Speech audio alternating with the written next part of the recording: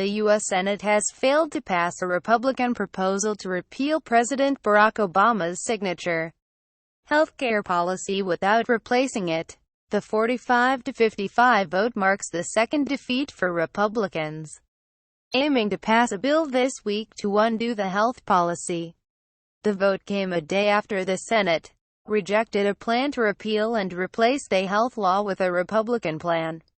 Senators will now consider a skinny repeal, which would scale back some of the more controversial provisions.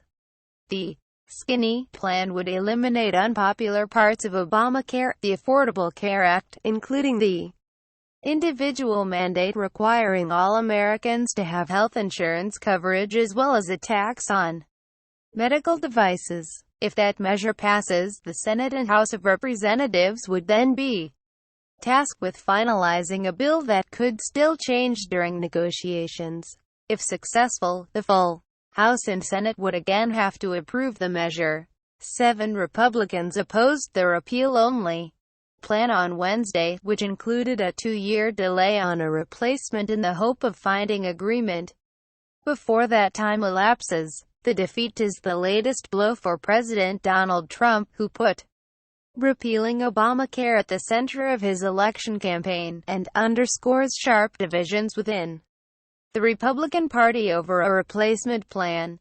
A proposal to repeal and replace Obamacare with the Better Care Reconciliation Act (BRCA), a Republican plan that was crafted over last 2 months, collapsed on Tuesday night after 9 Republicans voted against it. Republicans have long railed against Obamacare's government overreach, criticizing the system for introducing government-run marketplaces, where premiums have risen sharply for some people. The party's proposed alternative included steep cuts to Medicaid, a healthcare program for the poor and disabled, and it removes Obamacare's individual mandate requiring all Americans to have health insurance or pay a tax penalty. About 20 million people gained health insurance under former President Obama's Affordable Care Act. The Nonpartisan Congressional Budgetary Office (CBO) found the bill would strip 22 million Americans of health insurance over the next decade.